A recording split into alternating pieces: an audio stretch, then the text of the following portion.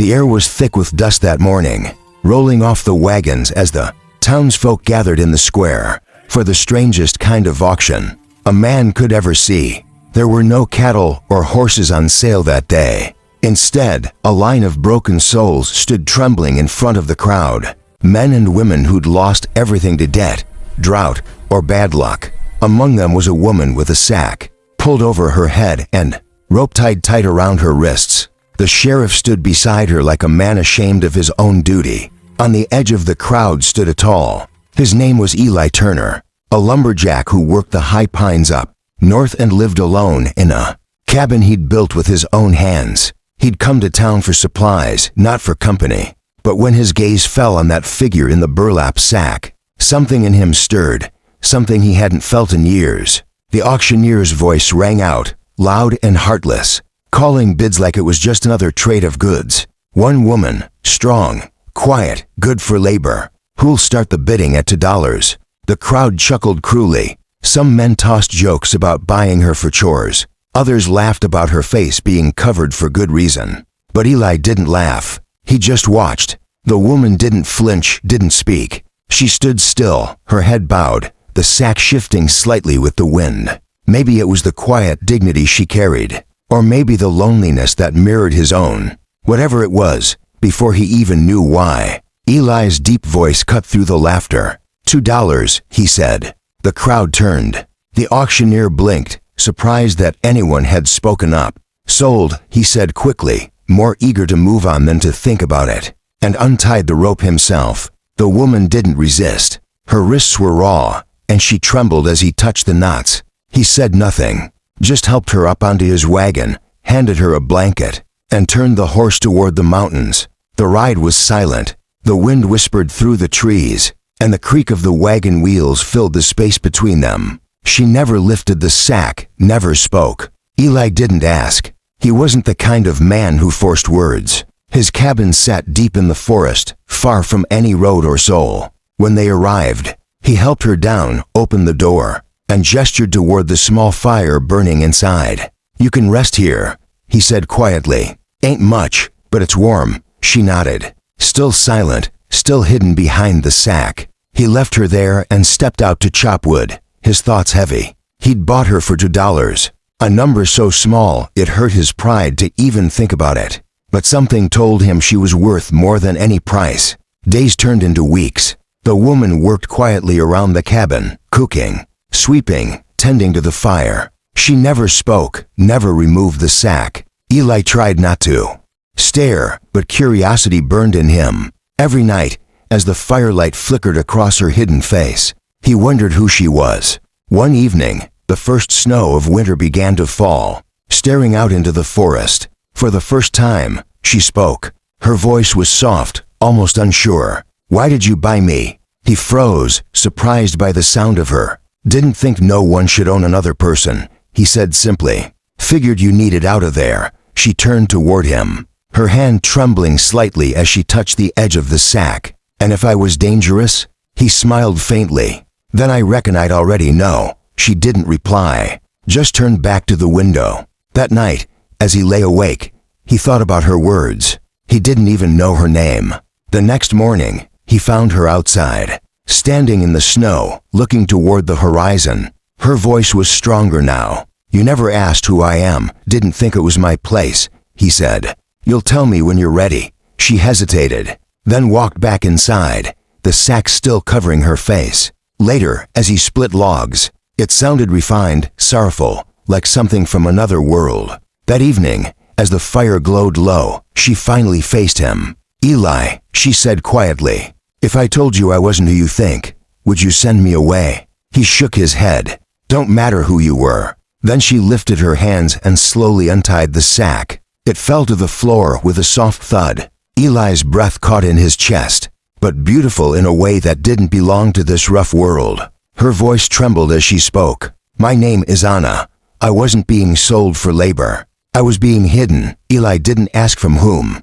Instead, he walked to the fireplace, added a log, and said softly, "Then you're safe here, Anna." She looked at him for a long moment, tears shining in her eyes. For the first time since he'd met her, she smiled. And in that tiny cabin, Under the howling winter wind, two lonely souls began to find something neither had expected. Peace, winter, pressed hard on the mountains, wrapping Eli's cabin in silence and snow. Days passed like whispers, and for the first time in years, Eli didn't mind the quiet. Anna spoke little, but when she did, her voice carried warmth that made the cold easier to bear. She tended the fire, cooked simple meals, and slowly began to move with the ease of someone who felt safe again. Still, one evening, as the wind screamed outside, he found her standing at the window again, staring into the white storm. Her hands trembled slightly, and her breath came quick. "They'll come," she whispered.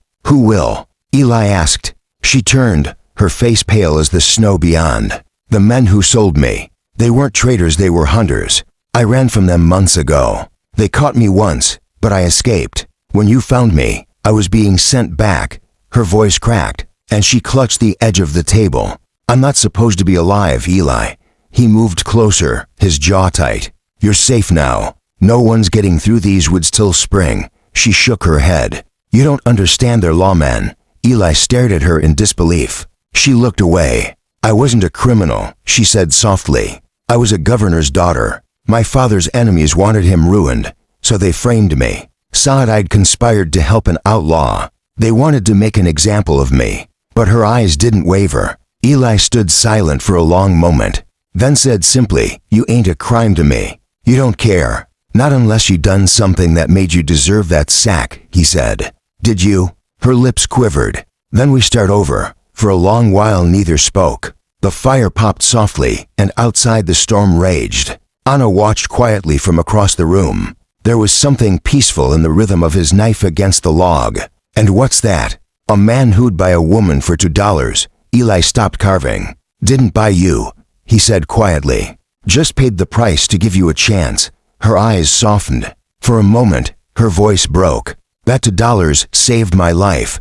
He looked up, meeting her gaze. "Reckon it bought me one too." Days turned into weeks. The snow began to melt.